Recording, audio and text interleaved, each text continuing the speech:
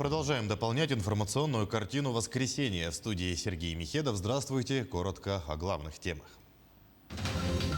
В селе Беськёль горного района готов к сдаче первый дом. Его построили всего за месяц. Расскажем, как продвигаются работы.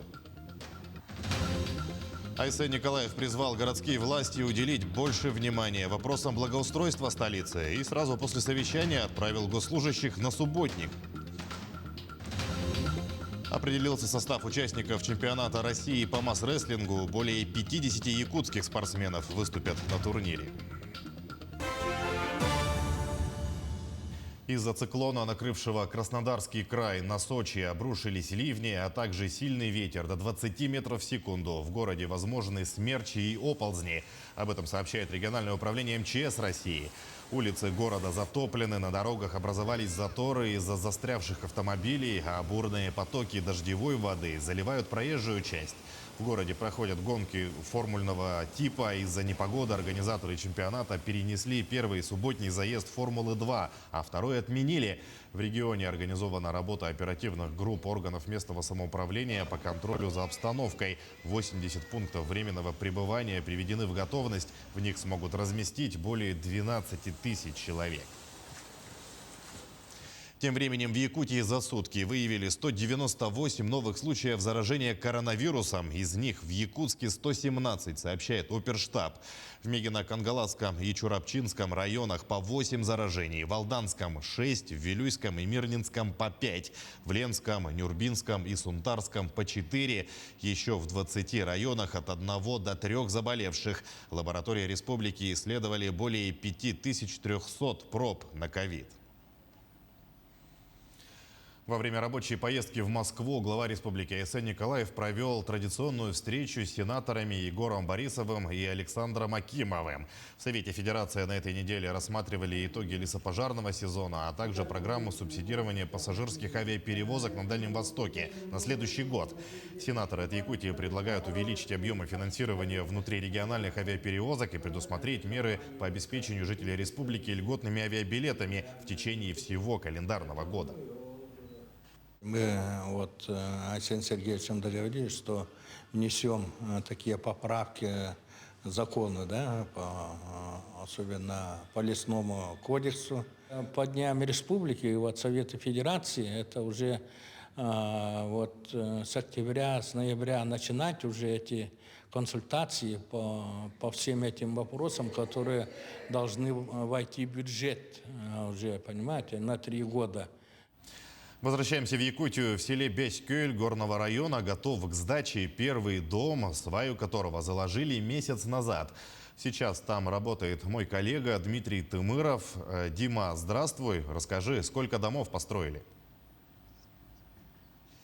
Коллеги, здравствуйте. Сейчас мы находимся в селе Беськёль, где непосредственно ведутся строительные работы. Как вы можете здесь посмотреть, деревня оживает после произошедшего инцидента, который был здесь после пожара. Также здесь хочется отметить, что за нами здесь стоит большая машина. Здесь привезли строительные материалы. Это получается какие-то домокомплекты. Также там мы можем увидеть септики. Ну а к слову, здесь за моей спиной, если далее двинуться, то там мы можем увидеть дом, который сдадут буквально на днях. От заложения первой сваи этого дома мы с вами показывали в наших новостных сюжетах. Это первый дом, который имеет 40 квадратных метров. Ну а давайте послушаем, что нам сказал глава этого наследия по поводу строительства и вообще завершения строительных работ. Строительство идет полным ходом. Мы сегодня видим, это уже завершающая стадия. Через пару дней мы все дома сдадим, в том числе и животноводческий комплекс КХ «Атамай». Я с директором Arctic Telecom подписал соглашение, и уже начались работы по ведению поселки оптоволоконной связи. В каждом частном доме у нас намечается в этом году оптоволоконная связь.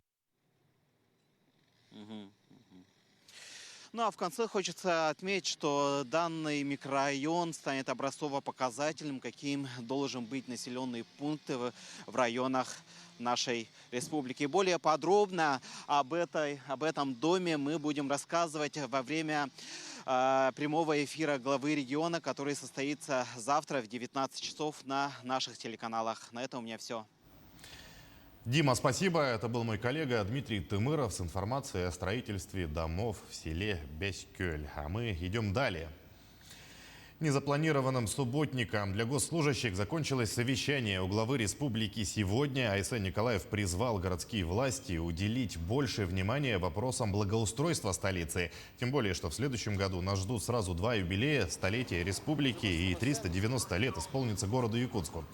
В очередной раз глава обратил внимание администрации города на рекламу, которая стихийно захватывает стены зданий, тем самым портит облик столицы.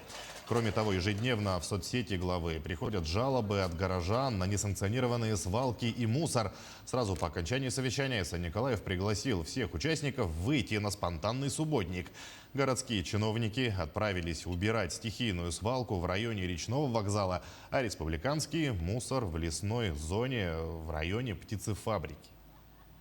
И в ходе совещания, я вижу, что коллеги некоторые не до конца понимают, где у нас мусор, что с ним делать. Победные реляции бумажные мне не нужны. Ну и так как вот у меня и был такой опыт, когда я руководил городом, я просто ребятам всем предложил встать и поехать. Я считаю, что, во-первых, это такой звонок для властей, чтобы они постоянно эти вопросы держали на контроле. Так и надзорные контрольные органы, и городские власти. А второе, конечно же, это сигналы нашим жителям. Потому что мы очень много любим критиковать, ругаться и так далее. Но этот же мусор, он же не с Марса к нам прилетел. В этом году 19-я школа в Удачном отмечает свой полувековой юбилей. Путь в 50 лет собрал огромную плеяду выдающихся педагогов. 19-я школа по праву ими гордится, а некоторых из них смотрите в сюжете наших коллег. Это неправда, что я не меняюсь.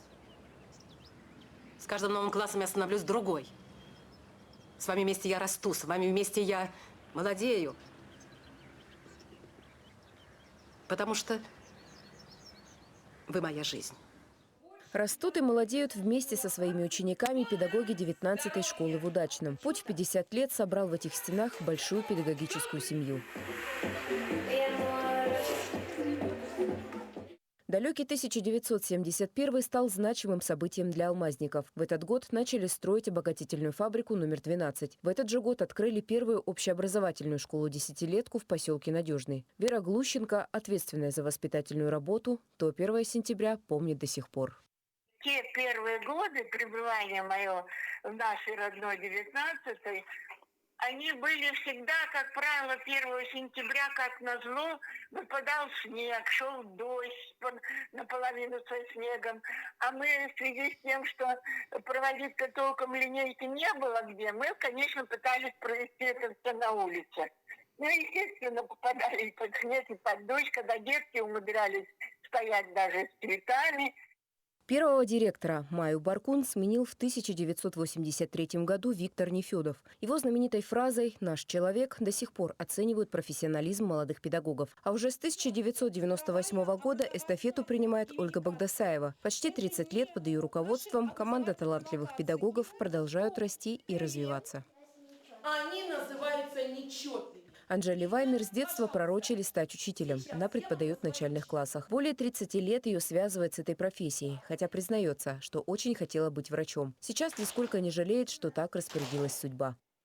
Очень приятно, когда ты получаешь поздравление или какую-нибудь весточку от своих бывших учеников. Ну а вдвойне приятнее, когда твои бывшие ученики приводят уже своих детей. Роза Аканова – социальный педагог. В далекие 90-е социальная служба только начинала развиваться. Роза стояла у его истоков. Она по сей день продолжает помогать всем, кто нуждается в ее помощи. Социальные педагоги – это в первую очередь, конечно, стоим на защите прав ребенка.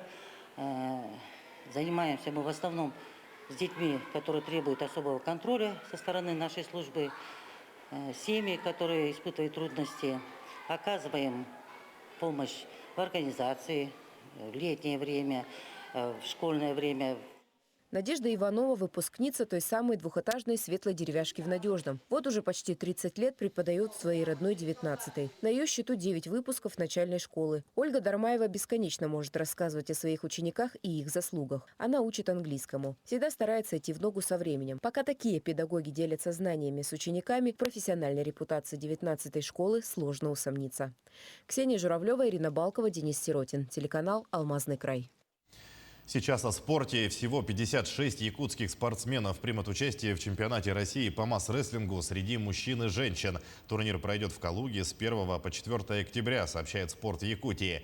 Спортсмены прошли несколько критериев отбора. К участию от сборной республики допускаются по одному человеку в каждой из весовых категорий.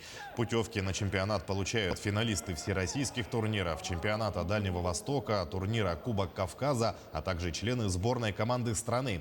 Еще 3 спортсмена выступят за команду Северной Осетии и 1 представит Забайкальский край.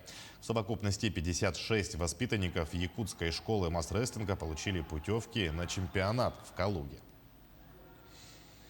Этнотуризм в Арктике. Насколько это направление перспективно и интересно для бизнеса? И сможет ли отрасль гостеприимства создать новые рабочие места для жителей северных территорий?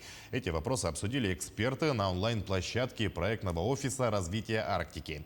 Какой потенциал у Якутии в этом направлении, узнаем из следующего материала. В эпоху пандемии россияне активно осваивают новые туристические направления внутри страны. Причем традиционный пляжный отдых уже не является приоритетным. Все чаще путешественники отправляют запросы на уникальные маршруты, например, с этническим уклоном. И по мнению экспертов, Арктике в этом сегменте есть что предложить. Например, туры в стойбище оленеводов. Правда, к наплыву туристов могут быть не готовы сами коренные жители. Выходом, может быть, является все-таки создание таких культурных центров, где люди, скажем так, работают, изображая свою традиционную деятельность. Это единственный, наверное, такой выход, создание таких точек и подготовка людей, которых нужно готовить для этого, кто может работать с туристами.